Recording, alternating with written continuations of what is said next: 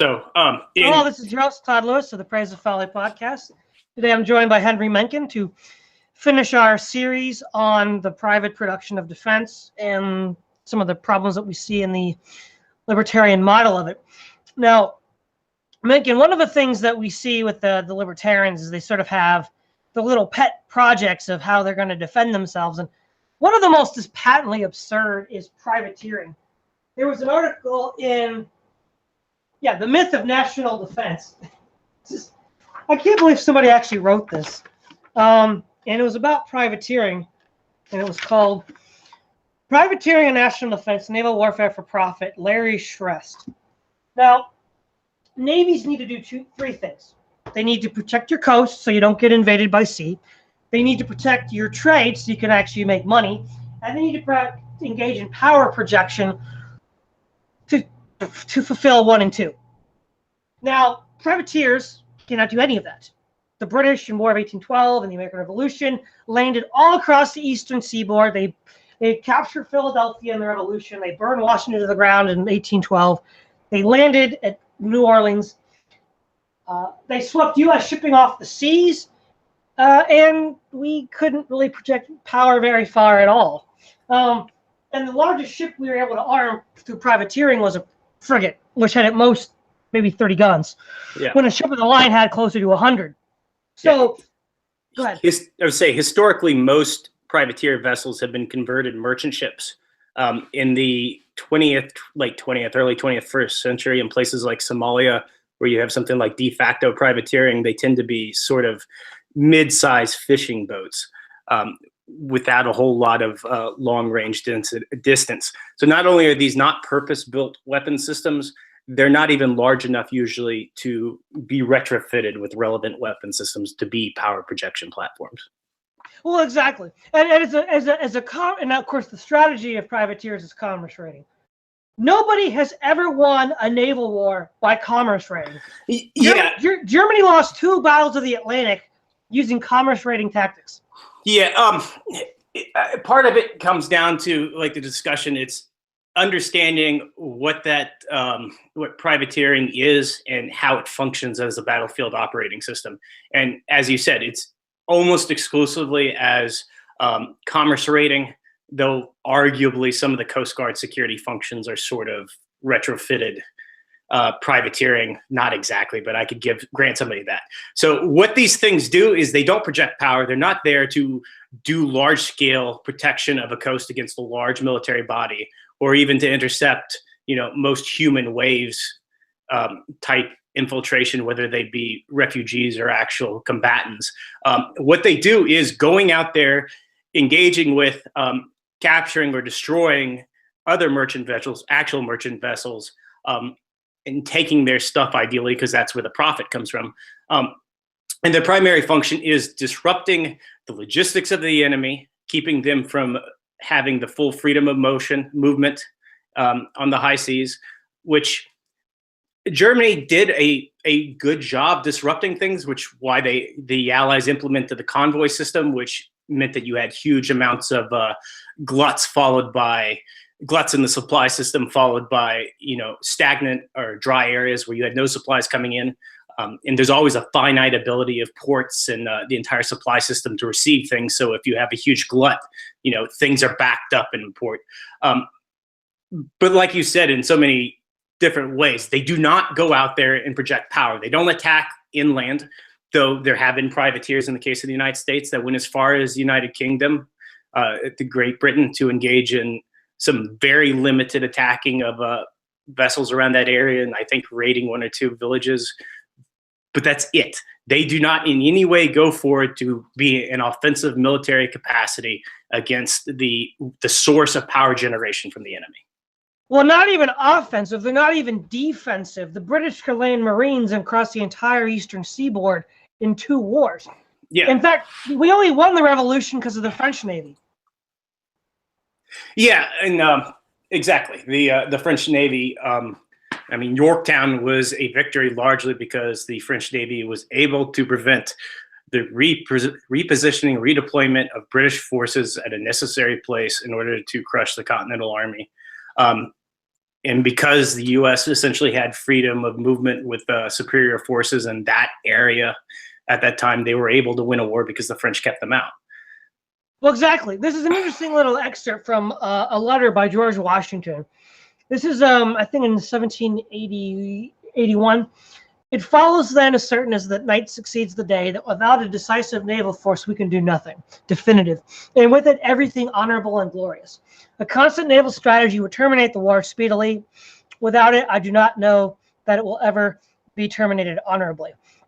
If this force should appear early, we shall have the whole campaign before us. The months of June to September, inclusive, are well adapted for this operating in any of the states to the northward of this, and the remaining months are equally well suited to those south of it. In which time, with such means, I think much, I will add, everything might be expected. Yeah, exactly. Washington knew without a navy you can't win. And it's like, read Alfred Thayer Mahan's Influence of Sea Power on History. It's like, hello. Yeah, quite so. And Go ahead. I'm not trying to force, because I know time is limited, but the biggest thing there is, it's not that we're ignoring this topic. It's that any person advocating for privateering or privatized Navy does not seem to in any way understand what naval warfare consists of or how various systems operate on the battlefield. So it's exactly as you said. There's no offensive capability. There's no defensive capability. There's just a very limited ability of privateering to disrupt logistics vehicles, which is easily overcome with very simple convoy techniques and arming merchant ships. This is not some kind of a panacea that it's often portrayed as. And yeah, there are systems like privateering and contract military services that are appropriate in certain times and places, but that is not the same thing as saying that you can somehow outfit or replace your entire military capacity on that model. It just doesn't happen. Well, exactly. And there's another problem too. What is a privateer? A privateer is a pirate who's sanctioned by the state.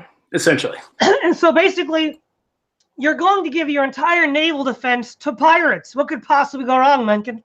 Yeah, and especially in the United States right now, where a large portion of the American shipping industry has essentially been outsourced to not just non-Americans, but non-Westerners. I know Malaysia and Indonesia contribute a huge amount of even the labor force on U.S. flagged carriers or U.S. flagged merchant ships.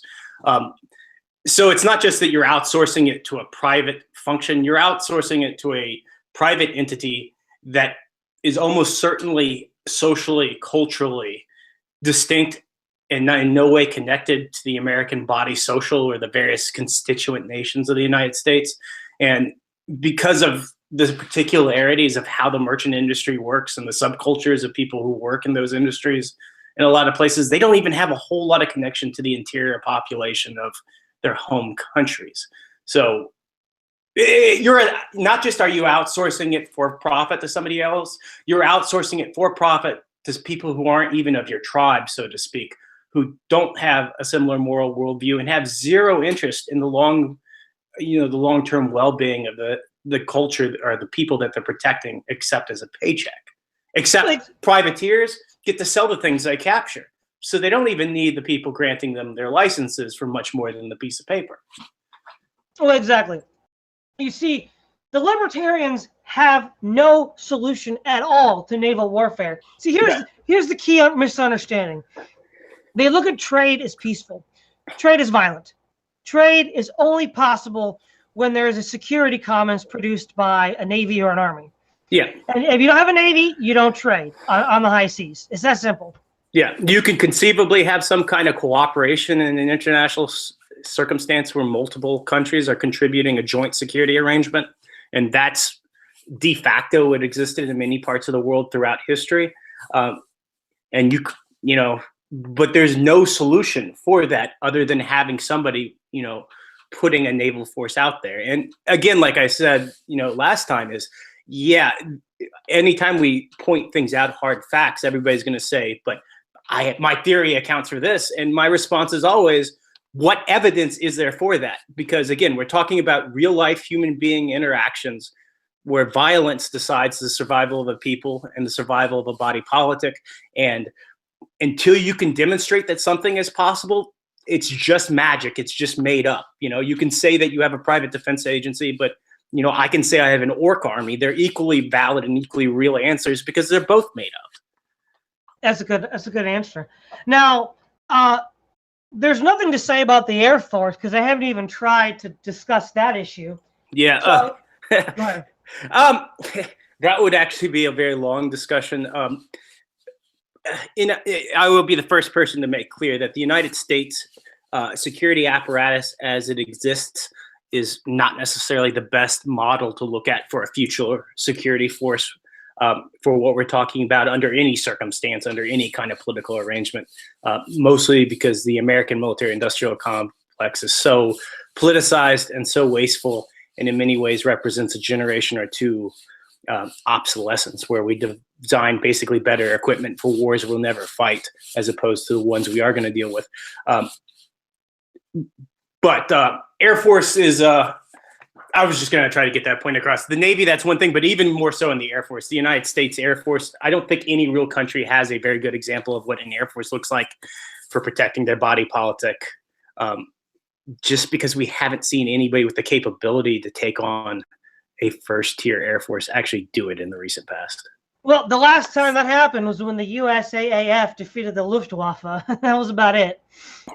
Yeah, and there were some limited engagements in Korea because of the Russians and Chinese that were fairly intense, though both sides had a great deal of restraint. But I think the more interesting question is land warfare, where they developed a little bit more time. Now, of course, they point to militias, and I think you mentioned this last stream as well. They'll point to Switzerland, and I've also heard them point to Rome. Problem is, both Rome and Switzerland had universal military conscription, so you might want to comment on that. Yeah, and to be clear, I'm not opposed to a militia system as such, and I think there's a lot of advantages with the militia system. Though I will say militia systems that work in practice are always based upon mandatory service, which, again, libertarians like to say that Switzerland is the closest thing to a current existing anarcho-capitalist society, except you're forced to participate in the military, and they actually have direct democracy on the canton level and in a lot of circumstances. But the closest example of where the theory actually is applied depends upon the collective agreement to force people under arms in order to protect themselves from an external threat. And I would say not all militias are created equal. And I say this knowing friends who like to play the militia game. And I fully agree that you can train a private army or train soldiers to that capacity. It's not the same thing as being able to resource them to keep them in the field. But all those countries that do have an effective militia system that aren't surrounded by some kind of frontier where they don't have a comparable level society have some kind of a nucleus standing army, even if it's just the initial year or two of training and service that people do when they're inducted into the military. Well, exactly. I mean, if we look at militias in Iraq and Afghanistan, they're garbage. I mean, they're not worth anything. But those kinds of militias are raised off the cuff from a society that doesn't have a tradition of martial service. Whereas with the Greeks and the Swiss, it's different. Yeah, well, I would slightly disagree with you there, just to say many of the militia systems, because we're talking about a lot of apples and oranges in Iraq in particular, right? And many of them were built around the nucleus of former Iraqi army and in particular Republican Guard units. And many of the Shiite militias were trained with organizers from the Quds Force, which is the special operations portion of the Iranian Revolutionary Guards Corps. So they have, where you see these, sprouting out of the ground, well-disciplined militias. And again, this is for the Middle East. So this is, relative here. Those places tend to have either external state support creating them, or they have some kind of a permissiveness in their society that makes organizing that kind of military force with professionalism in broad daylight something that you can get away with. I know that was a complex answer. Sure. But one of the corollaries of militias is beginning with Rothbard. I forget which one of his books. It might have been Foreign to Liberty. They have this fascination with guerrilla warfare, and I remember Rothbard once said that it's more civilized than conventional warfare because you can use precision strikes. Well, my only guess is Rothbard never read about real insurgencies like in Ireland or Vietnam or Afghanistan. Irregular warfare is the definition of total war. And as we talked about to some degree last time, engaging in irregular warfare means that you are choosing as a combatant to do things outside of the social/legal restrictions on what is acceptable. So you are engaging in a warfare in a way that status quo cultural arrangement says is unacceptable. So is it total war? Almost always, yes. But at a minimum, it is something that is a increasing escalation of violence of a sort, because again, the social strictures have been thrown off in order to do that. Well, it really shows you the historical ignorance of ANCAPs, because the kind of war that most approximates the bloodless, clean idea they have in mind is 18th century warfare heavily regulated by states. Yeah. Which is exactly the opposite of what they're talking about.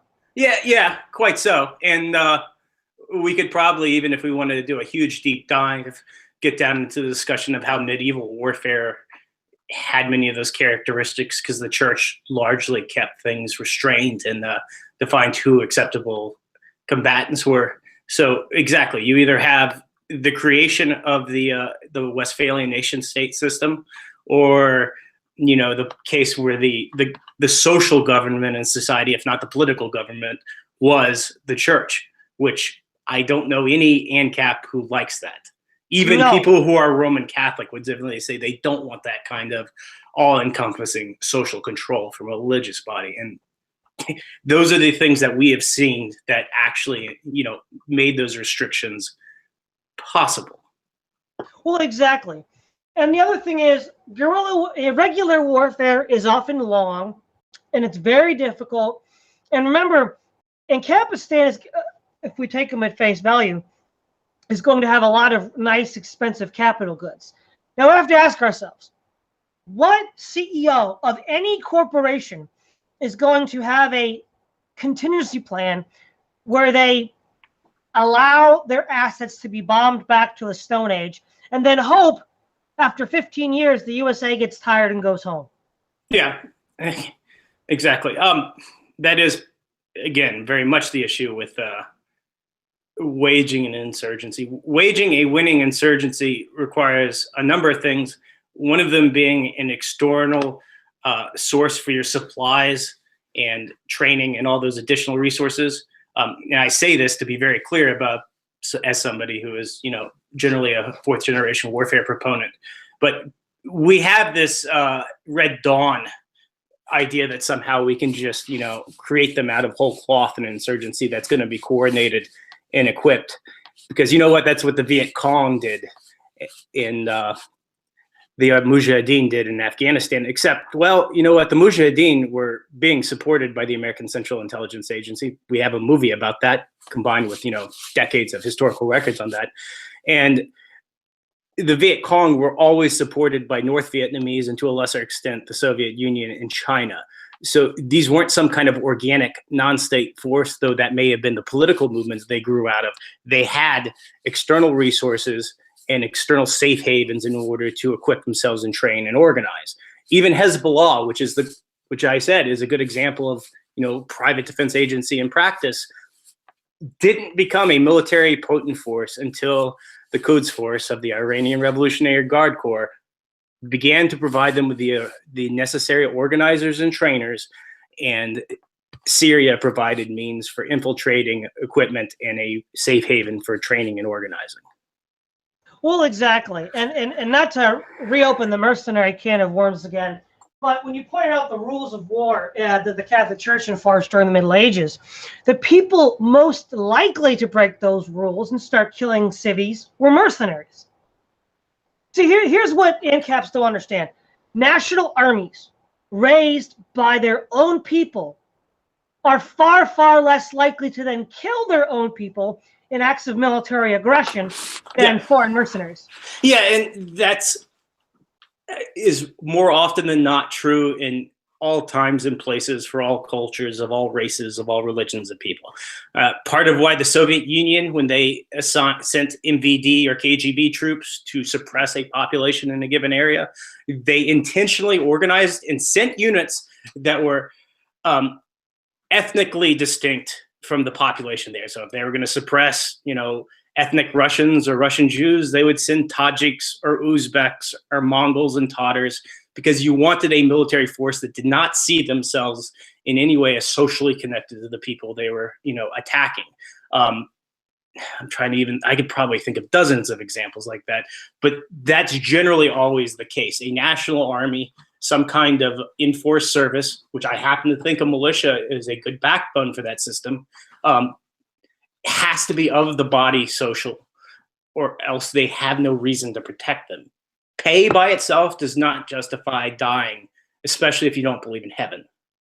Well, a perfect example of this is Rome, right? Prior to the Marian reforms, as I pointed out earlier, you had a militia system, and the militia generals did not go around invading Rome and sacking the city. But the minute you professionalize it with Marius sacks Rome, Sulla sacks Rome, and finally Caesar sacks Rome. Yeah. So there you go. Yeah, I was going to say, even during the Catalan uprising, where they still had some of the vestiges of that military connected to the populace, you had Roman units that engaged in fighting inside the city of Rome, did so without any edged weapons, because that was the social convention of the time, was, no weapons inside the city except for military service. So, you have two military units, drawn from the populace, would fight with clubs and bare hands because they didn't use swords there, which seems unbelievable to us. But that is what happens when you have, a sort of in-group association that you definitely don't see when you see people as outside of your civilization. Exactly. The only case prior to the professionalization of the Roman army that I can point to is the semi-mythical Coriolanus. And he didn't even finish the March on Rome. But the point is, mercenaries are by definition rootless and deracinated individuals. Yeah, and hence they're far more likely to kill civvies in the area they're fighting in than the national armies of those people, as you pointed out with Rome. Yeah, and there is no accident that we increasingly have a military force in the United States that does not recognize or represent the American population as a whole. And I think in the last few years, I think a lot of people in politics are pointing out that maybe having a military population that largely represents the South, and to a lesser extent Latino immigrants and Mormons and the upper Midwest, is probably not in the interest of the American status quo powers that be, if they want to continue the sort of suppressions on American society or Southern society and culture in these places. And there's no accident that we're increasingly seeing advocacy for a diversified military that does not represent the populations of those places that are on the American political power's shit list, as it were. Well, most people in the U.S. military are from the South, and they can launch a coup d'etat tomorrow. But they don't, because for various cultural and societal reasons. Now, the private defense agency, the private army, the only example, now they weren't insurance companies, they were trading companies. But the only companies that even come remotely close to that ideal are the Dutch VOC, the British East India Company, and the French East India Company. All of them were extremely aggressive, extremely violent, and would often fight each other, even without, most times the French and British East India Companies would fight when France and Britain were fighting, but they would even fight each other when the mother countries were at peace. Oh, yeah. With varying degrees and levels of violence, but that was part of the race to India. One of my favorite semi-relevant to this conversation factoids, if you ever heard the Irish song, Johnny, I Hardly Knew You. Part of it is it's the soldier talking about coming back and being disabled. But the historical context is these are people who enlisted in what they thought was the British Army. And after they were cashiered out of the service and injured, they realized, no, they were actually soldiers of the British East India Company. And the state of the Great Britain didn't particularly care for their well-being after the fact. And we even still see this issue with defense contractors from who served in Iraq for U.S. forces, where they came back and realized they were actually employees of, a third-party non-American employment agency and not the company they were working for, because that way they didn't have to pay unemployment insurance. And, oh, yeah, you're not even getting an unemployment check for $300 a week now that you're crippled. So well, let me rephrase this even more strongly. From Cortez to Clive until the Sepoy Rebellion, nearly all Western colonial ventures were private corporations invading and conquering North and South America, Africa. Mm-hmm. Well, Africa was after that. North and South America and the East Indies. Yeah, and even in Spain, you have an interesting circumstance, because many of these were the demobilized veterans of the Central Powers. It wasn't a true state at that point, but the Central Power proto-states military, who joined up with other people of related ethnicities to go fight and do their same job on behalf of the king in another world. So yeah, they were private companies, but not quite the same thing as saying that they were mercenaries hired at mass. Oh no. Yeah. These East India companies and Cortez are not mercenaries. Yeah, not even though they're private, they're not mercenaries. And again, I'm not arguing with you so much as a point of clarification. So let me put it this way. I will concede that private militaries can be extremely effective and conquer vast territories. The fact is, they are more predatory than the states that hired them. I mean, the East India Company pretty much was behind, both opium wars, behind the conquest. The conquest of India in the 18th century was one of the most bloody, brutal conquests in the history of mankind. And it was all pioneered by the city of London. Yeah. And this is a private corp. Clive was a private general for a private company. In 1803, the East India Company had 260,000 men mobilized, most of whom were Indians, sepoy soldiers paid off to fight for the company. And the French did the same thing. Yeah. Which was twice the size of the British Army at the time in England fighting Napoleon. Yeah. And even in the East Indian companies, you saw a reliance on specific jatis who were internally cohesive. So it wasn't just that you were recruiting mercenaries. These mercenaries were from a community, and you essentially took the young men of a given age of that community and inducted them into the military. Like the Gurkhas in Nepal. The Gurkhas being the perfect example. So essentially they have a tribal identity, as it were. So that is what people kill and die for. And even though, they're mercenaries, they have an underlying social framework that makes that feasible, that is the opposite of atomized individualism. I think to avoid confusing language, there's a definition that I heard from Eric Prince, which I think is quite good. A mercenary is a person who fights for money but doesn't care who the employer is. A PMC is a person who fights for money but fights for his country. Because Eric Prince says, I never fought for a foreign nation, so he still has an in-group preference. Yeah. And you can argue that these Gurkhas and these Nabob soldiers, they had group preferences for their own community, but their own chieftain was selling them out to the British. Yeah.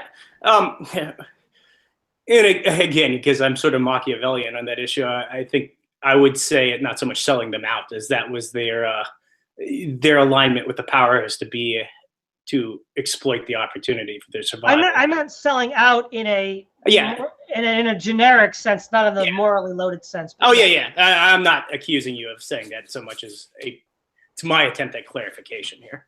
Sure. Yeah. Sure. But here's the thing, though: the only historical example we have of powerful private army. I mean, Cortez was a private army, and he brought down the Aztec Empire.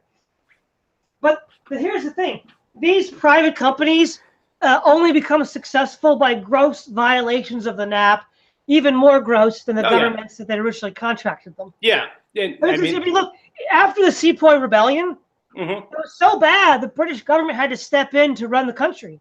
Yeah, and part of what you saw after the Sepoy Rebellion was an increasing reliance on the Sikhs in particular, because they were a sub-ethnicity, a sub-community in the Indian subcontinent that had a warrior tradition, but also had an in-group loyalty and identity that meant they were hostile to both Muslim and Hindu rulership. So yeah, exactly as you said. Private armies, yeah, they've existed in time and places, but they've always been dependent on a sort of in-group tribal loyalty that far exceeds even what states have today. That you don't get from atomized individualism, and it had to be a matter of their survival in most of these cases for them to justify being under arms. Well, exactly. And there's really two things at stake here, right? The question can be parsed in one of two ways, right? Can you provide defensive services privately? And then two, can you do so in accordance with the NAP? In the case of one, yes. In the case of two, no. Yeah, absolutely. And even in the case of one, just like much of anarcho-capitalism, because again, I'm not somebody who rejects all of anarcho-capitalism, it depends upon the social, cultural, economic, political environment of that time where those tools are feasible. And they were definitely feasible at some point. But I don't think that they're universally feasible in all times, in all places. The other complaint you're going to hear from using these examples is that from Cortez to Clive and beyond, all of these groups were originally chartered by the government, like the startup capital come from. But that's irrelevant because they acted as if there was no government regulation. When Cortez goes into Mexico, the Spanish governor Velasquez was given orders by this king to arrest them. And yet he even sends troops to arrest Cortez at Veracruz. But Cortez says, hey, I got all this gold and treasure for you. Come and help me take it. And they're like, that sounds good. Let's go. Yeah. And the East India Company, too. Parliament is always railing against the excess of the company. Burke, Edmund Burke was railing against the excesses of the East India Company. But the British government was powerful. It was like 3,000 miles away. What meaningful regulation does London even have? Yeah. And until the 20th century, a great deal of the authority that central states had was social conviction and an agreed upon fiction, since so much of the Western world was effectively stateless. Those rules were enforced because people just chose to follow the rules, not because they were somehow magically enforced. And by the way, this is not new. This goes back to ancient Rome. Oh yeah. Most of the frontier conquests were by private armies. Like you raise an army like Caesar or Crassus, you go and conquer somebody. You can kind of do what you want. Senate has no say in what you're doing. I mean, the Senate had no power over Caesar. In fact, Caesar overthrew the Senate. Yeah. So these private armies can't even overthrow states, as Caesar demonstrated and the East India Company demonstrated. But they do so in a way that is diametrically opposed to the NAP. Yeah, and the other, I would say, corollary to that is occasionally private military organizations, not necessarily commercial, but privately created military organizations. A good case being in the state of Israel, where you had the Lehi and the Stern Gang, or Lehi and Etzel were effectively private military organizations, and so was the Haganah, arguably. But they became the state in the process of winning. So, well, and none of that, weren't they all pretty much founded by Ord Wingate? Long story short, the Haganah, which became the nucleus of the Israeli Defense Force, was founded originally by veterans of the Jewish Legion in the First World War, and then heavily professionalized under Ord Wingate. And the other two militias were also founded by the political movement associated with Jabotinsky after the right-wing Zionists were essentially pushed out of the main movement.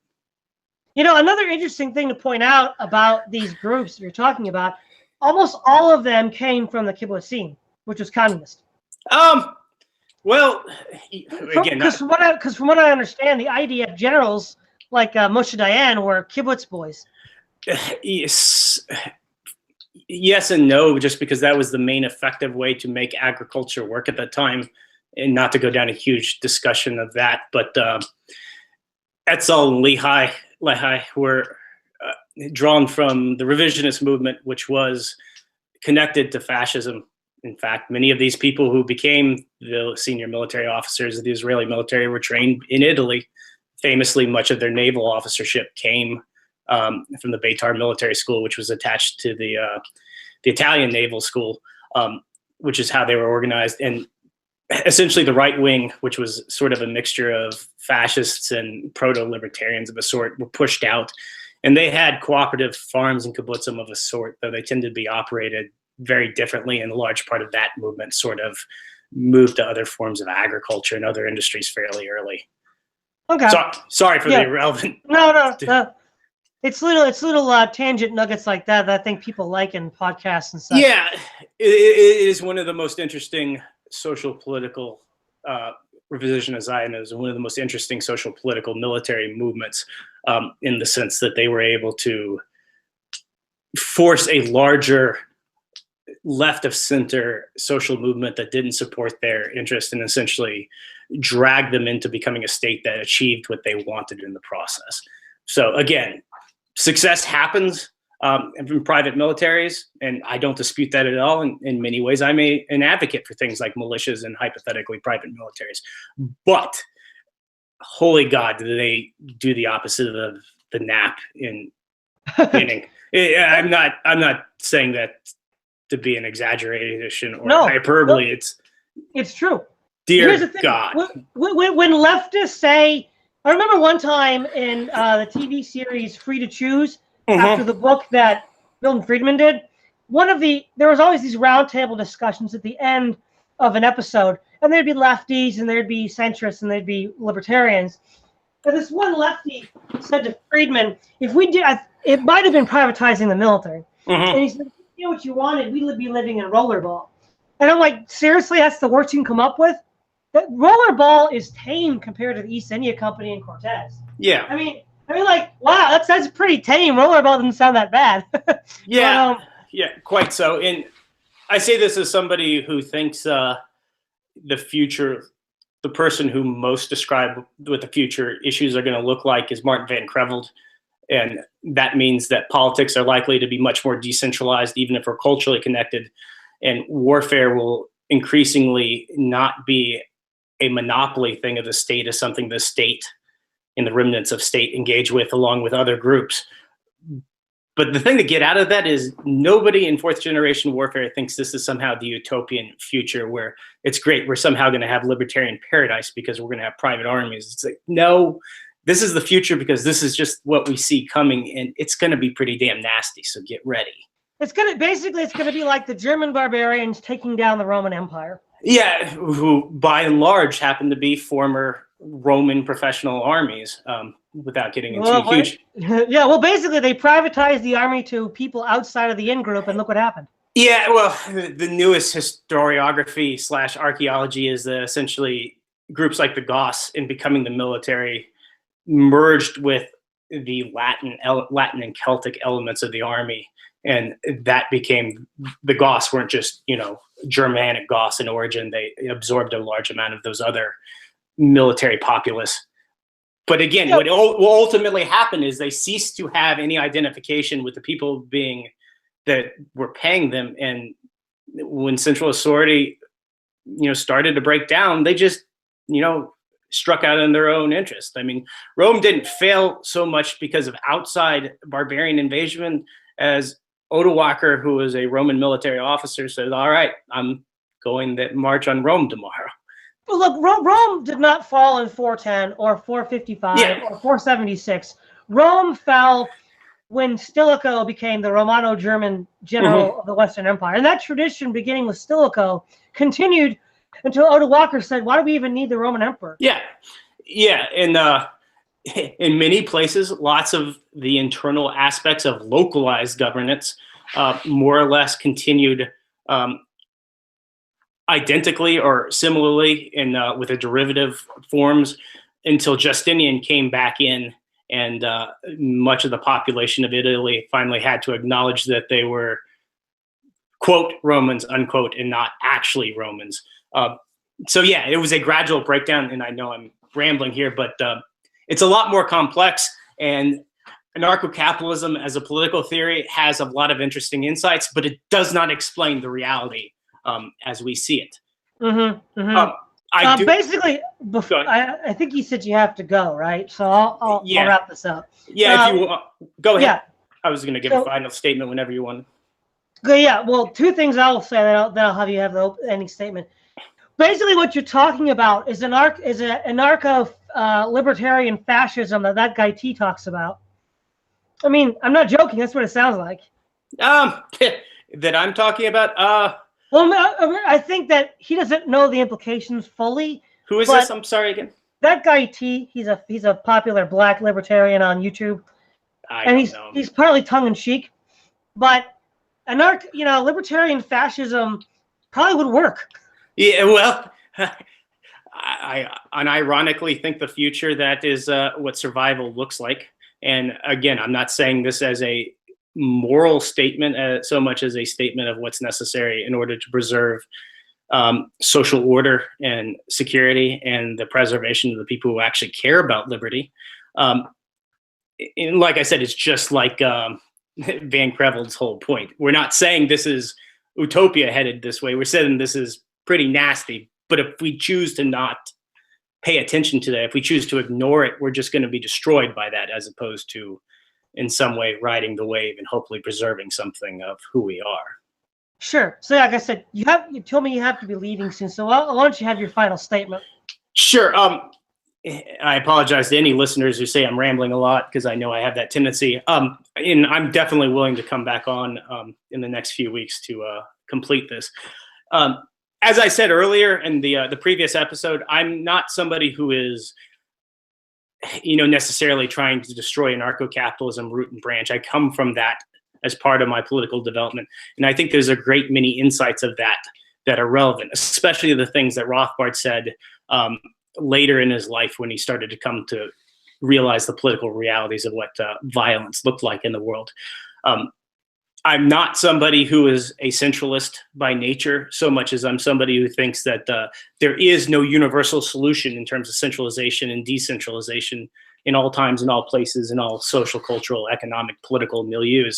And as I've said, and I say repeatedly ad nauseum on any podcast I come in, if you're in any way a dissident political thinker, activist of any sort, be you a anarcho-capitalist, a libertarian, alt-right, nationalist, whatever, you ignore reality and you ignore the history and insights of warfare to your detriment, because it doesn't really matter that you don't care about war, because war is going to care about you, and you won't get to be here. Your people won't get to be here a generation from now if you're not part of the side that's prepared for struggle. All right, well, thanks for joining, Mencken. This is Todd Lewis of the Prison Valley Podcast.